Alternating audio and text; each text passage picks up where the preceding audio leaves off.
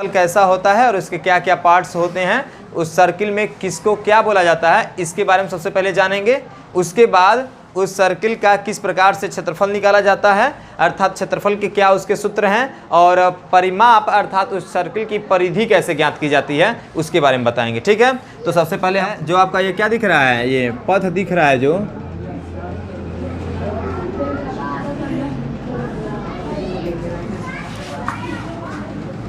इस पथ के बीच में एक ऐसा बिंदु, यह एक सर्किल है, इसके बीच में एक ऐसा बिंदु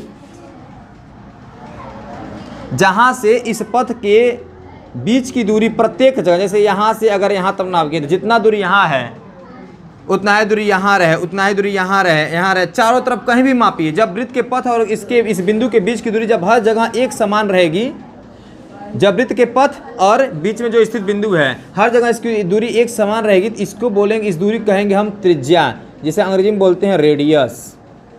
क्या कहते हैं इंग्लिश में, और हिंदी में क्या बोलते हैं इसको, त्रिज्या। और इसको आर से प्रदर्शित करते हैं। किससे प्रदर्शित करते हैं, अगर आर लिखा हुआ है उस वृत्त में तो समझिए उसकी त्रिज्या लिखी गई है। क्या लिखी गई है, त्रिज्या।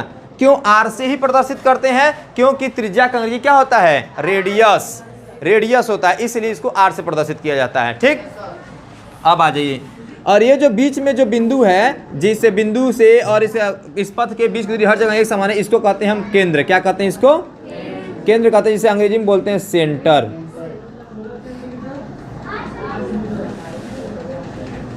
ओके, उसके बाद ये जो पथ है जो चारों तरफ से घिरा हुआ है, जो चारों तरफ से, जिस पथ से चारों तरफ से क्या है, घिरा हुआ है, इस पथ को बोलते हैं हम परिधि। क्या बोलते हैं, परिधि, जिसको अंग्रेजी में बोलते हैं सरकमफ्रेंस, सरकमफ्रेंस है।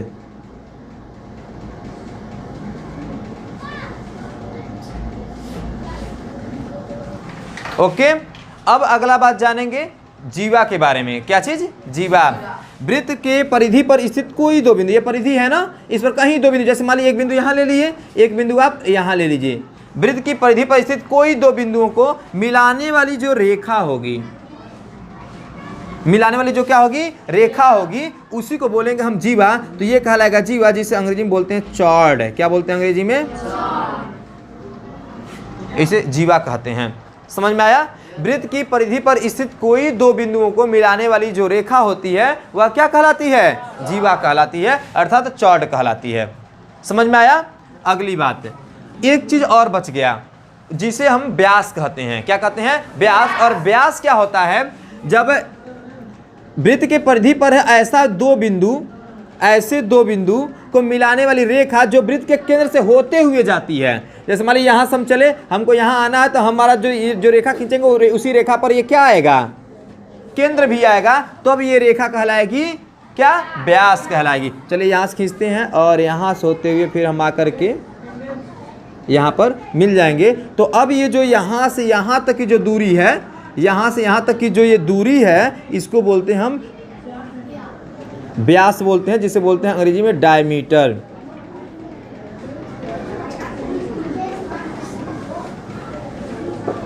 ओके, एक चीज यहां पर क्लियर कर लीजिए, एक चीज और, कि व्यास जो होता है, ये व्यास जो है यह त्रिज्या का दो गुना होता है। कैसे, क्योंकि यहां से यहां तक ये भी त्रिज्या है, यहां से यहां तक ये भी त्रिज्या, तो दो दो त्रिज्याएं मिल रही है ना, मतलब एक त्रिज्या ये भी, वही त्रिज्या यहां भी है, तो मतलब दो त्रिज्या के बराबर एक क्या हो रहा है, व्यास हो रहा है। तो हम कह सकते हैं व्यास जो है त्रिज्या का दो गुना होता है। व्यास जो है त्रिज्या क्या होता है, दो गुना होता है। समझ में आया। एक बार और इस चीज को बता देते हैं, ये कहलाएगा वृत्त का केंद्र। ऐसा इसलिए क्योंकि इस केंद्र से और जो घिरा हुआ जो ये जो पथ है, जिससे ये क्या है, चारों तरफ से घिरा हुआ है, जो ये आकृति है चारों तरफ जिस पथ से घिरी हुई है, उससे और बीच में जो बिंदु है, इसके बीच की दूरी जब हर जगह एक समान रहेगी तो ये क्या कहलाएगा, केंद्र कहलाएगा, जिसे अंग्रेजी में सेंटर बोलते हैं। ओके, दूसरी बात, अब इस केंद्र से और ये जो पथ है चारों तरफ जिसे घिरा हुआ है, इस पर किसी बिंदु के बीच की जो दूरी होगी, यहाँ से यहाँ तक, इसे कहेंगे क्या, त्रिज्या। ओके, उसके बाद हम जीवा को जानेंगे। जीवा क्या होता है, वृत्त के परिधि पर स्थित कोई दो बिंदु, जैसे एक यहाँ है एक यहाँ है, इनको मिलाने वाली जो रेखा होगी ये क्या कहलाएगी, जीवा। अगली बात, परिधि कौन होता है, जो चारों तरफ से घिरा हुआ जो पथ होता है वृत्ताकार, वही पथ क्या कहलाता है, परिधि कहलाता है, जिसे कहते हैं सरकमफ्रेंस। डायमीटर किसे कहते हैं? तो वृत्त की परिधि पर स्थित दो ऐसे बिंदु जिनको मिलाने वाली रेखा वृत्त के केंद्र से होकर जाती है उसे हम कहते हैं डायमीटर अर्थात व्यास कहते हैं। समझ में आया? ये सारी चीजें समझ में आई ना? एक चीज और क्लियर करते हैं, व्यास जो होता है त्रिज्या का क गुना होता है? 2 गुना होता है। ओके, किसी कोई डाउट इसमें नहीं। अब हम बात करेंगे इसका क्षेत्रफल क्या होता है और इसकी परिधि अर्थात परिमाप क्या होता है, इसका सूत्र। तो वृत्त का क्षेत्रफल का सूत्र होता है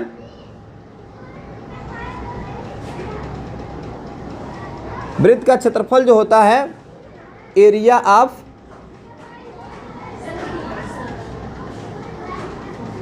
सर्कल, ये होता है पाई आर स्क्वायर। क्या होता है? पाई आर स्क्वायर। अभी हम बताएंगे कौन क्या है, कैसे किसको हम मान रखेंगे वैल्यू। उसके बाद वृत्त का परिधि निकालेंगे।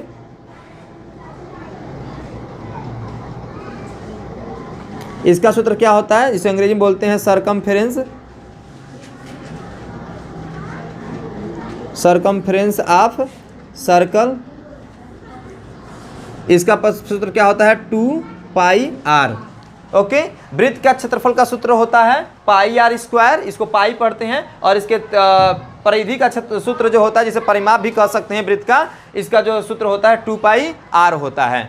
एक शब्द आपको मिल रहा है, ये जो पाई जो हम बोल रहे हैं, ये पाई का मान पहले से निर्धारित रहता है। पाई का मान जो है पहले से निर्धारित रहता है। ये बात तो कोई मतलब ये तो बात है कि मतलब पाई का मान एकदम 100% नहीं हो रहता है, लेकिन वो पाई का मान एक ऐसा वैल्यूएबल, एक ऐसा मान है जो हमेशा वही यूज किया जाता है। तो पाई के 2 मान होते हैं। एक मान भिन्न के रूप में परिमेय संख्या के रूप में लिखा जाता है 22/7, या दशमलव रूप में लिखा जाएगा तो लिखा जाएगा 3.14। यह होता है पाई का मान। कभी भी जब वृत्त का क्षेत्रफल निकालेंगे या वृत्त का परिधि निकालेंगे तो पाई के मान को या तो 22/7 रखेंगे या तो 3.14 रखेंगे। अब जब क्षेत्रफल निकालेंगे, हम पाई का मान जब हमें रखना होगा तो हम इस कंफ्यूजन को दूर कैसे करेंगे कि 3.14 रखें या 22/7 रखें, इसका भी हम बताते हैं सवाल में। ठीक है ना? तो एक पहले क्वेश्चन लिखते हैं और उस क्वेश्चन में हम क्या करेंगे, वृत्त का क्षेत्रफल ज्ञात करेंगे और वृत्त की परिधि भी ज्ञात करेंगे। ठीक है ना? जैसे एक क्वेश्चन है, प्रश्न है एक,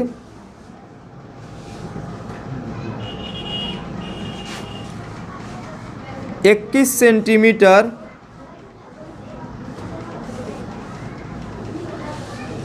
त्रिज्या वाले वृत्त का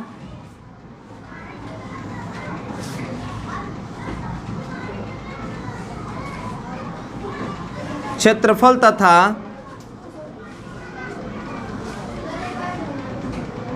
परिधि ज्ञात कीजिए"। अब हमारा जो क्वेश्चन है, इस क्वेश्चन में कहा जा रहा है एक वृत्त है जिसकी त्रिज्या कितनी सेंटीमीटर है? 21 सेंटीमीटर है। उस वृत्त का क्षेत्रफल भी निकालिए और उस वृत्त का परिधि भी निकालिए। ओके, तो देखिएगा, हम सबसे पहले हम क्या करते हैं, हम उस वृत्त को बनाते हैं। यह है क्या? एक वृत्त है। अब इस वृत्त का हम यहाँ केंद्र मान लेते हैं, और तो ये वृत्त का हो जाएगा त्रिज्या, हो जाएगा केंद्र और परिधि के बीच की दूरी क्या कहलाती है?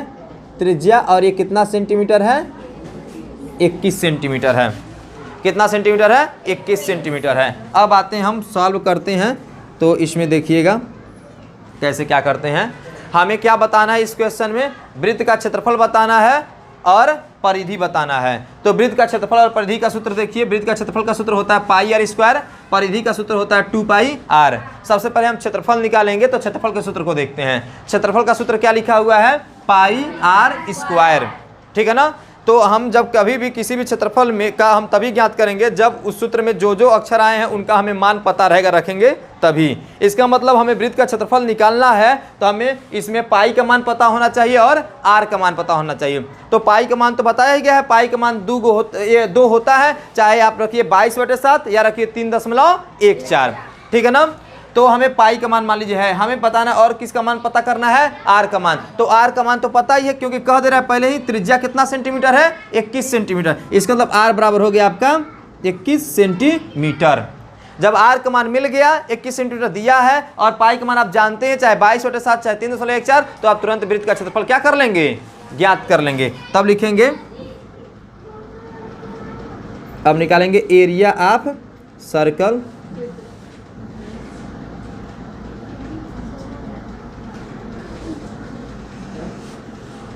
क्या होता है फार्मूला, पाई आर स्क्वायर।